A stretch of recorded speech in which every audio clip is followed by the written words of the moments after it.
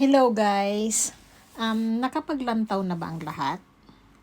Alam nyo, for me, ang pinakamahirap na trail dito sa Lantaw, itong Middle Dog Teeth.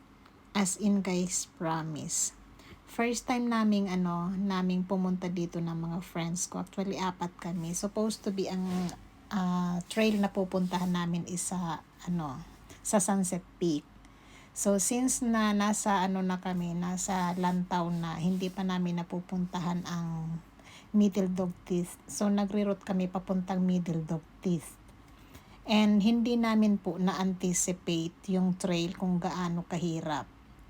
Alam nyo guys, matagal na akong nag-hike dito sa Hong Kong. Siguro since 2018 or 17 pa ako nag-hike. Dati kasi sumasama ako sa mga group hike. Pero yung experience ko dito sa sa Middle Dog Teeth, as in super duper napakahirap po. Ito na po yung trail na napuntahan ko na napakahirap kasi na-timing pa po na nung dumating kami. Actually nag-umpisa kami sa trail, may konting araw. So nung marating namin yung summit ng Middle Dog Teeth, nag-umpisa na po yung drizzling. Pagkatapos napakakapal ng fog. And then sinabayan pa po na na po siya, nag zero visibility.